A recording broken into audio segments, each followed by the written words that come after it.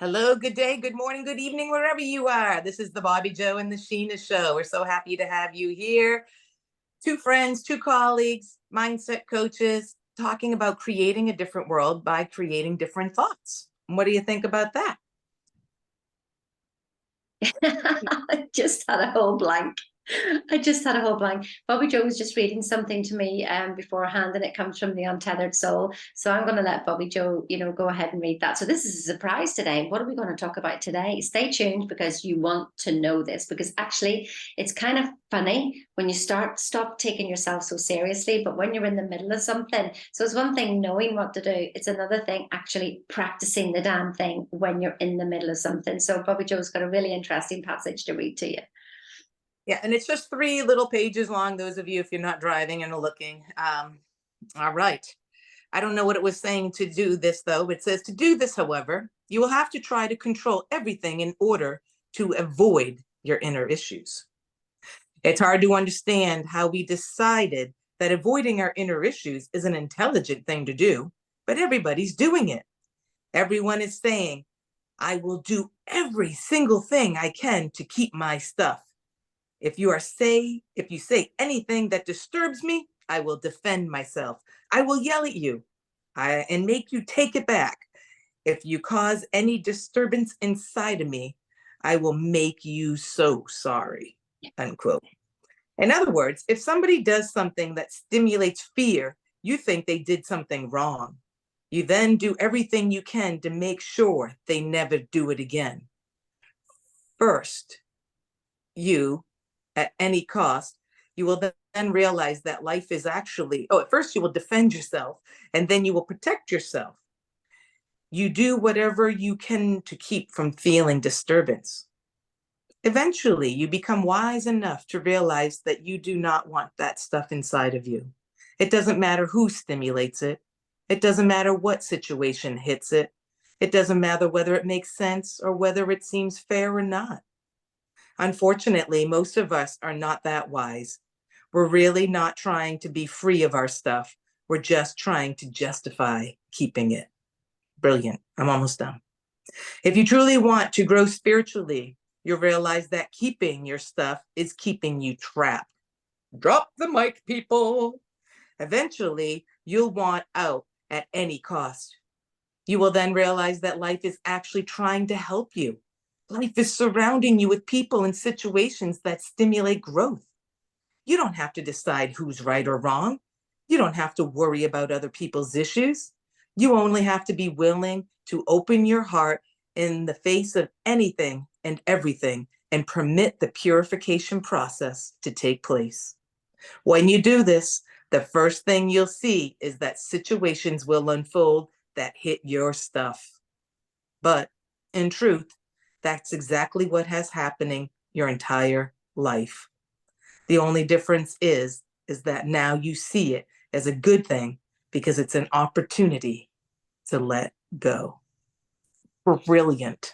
Brilliant. My God, it is so brilliant. I mean, just even something yesterday or today, I can't even remember now. And somebody spoke ill of somebody who's very, very, very, very close to me. And I stood there in the face of it and I just, shook my head and went, mm. And all I could hear in myself was the truth needs no defense. Yes. I do not need to defend myself against what somebody else was saying. And I had no even desire to. I just opened up, that's their perception, and it is not the truth. And so, therefore, it warrants me to not even open my mouth and react. And all I did was open and send love. And in the Bible, it says about do not speak evil of your brother.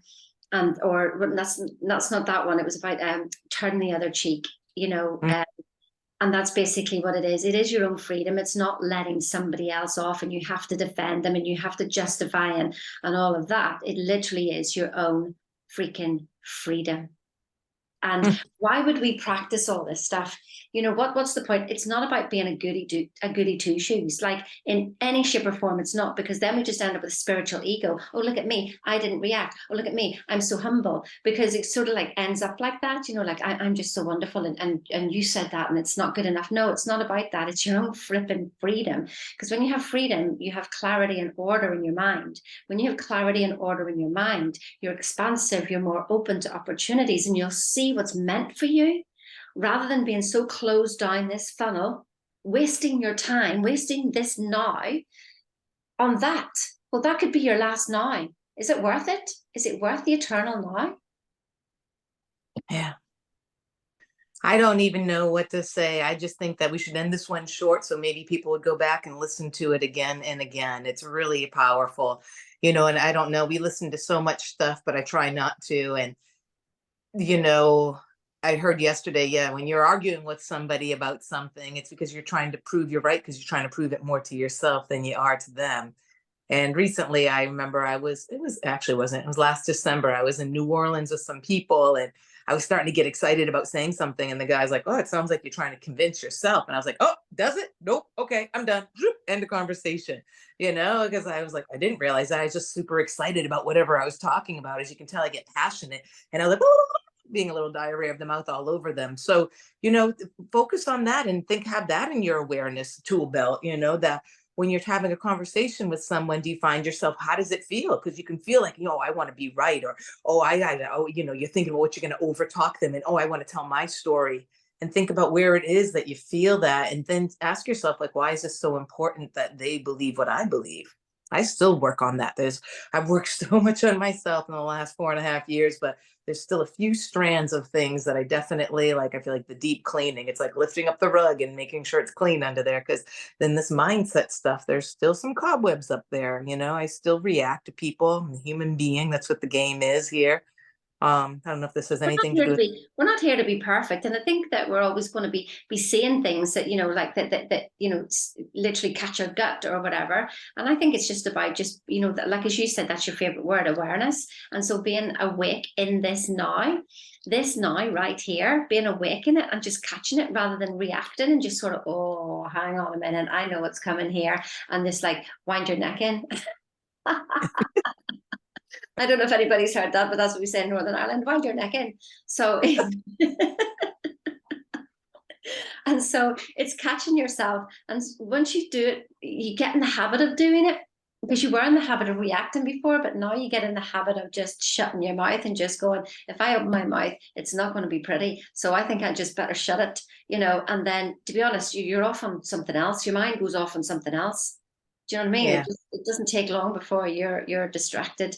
So yeah, I think that's a good idea, Bobbi Jo. That was, to go back and listen to what Bobbi Jo read, and contemplate on things. Don't just like, oh yeah, I know that.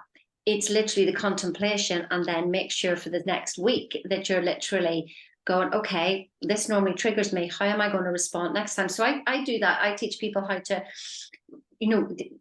write a list of things that trigger you, and then write out how you're going to respond next time. And so if you do that, then you're prepared and your body's prepared, rather than wait until you're in the middle of it and then you've got all these emotions and then bleh, it all happens and it's just all out of control. If you prepare yourself and just go, next time when this happens, this is how I'm going to be my response.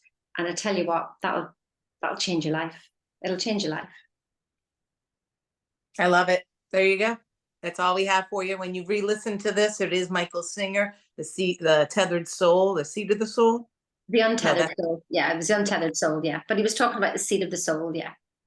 yeah. All right. And that's all we have for you today. Have a great one. Have a great one.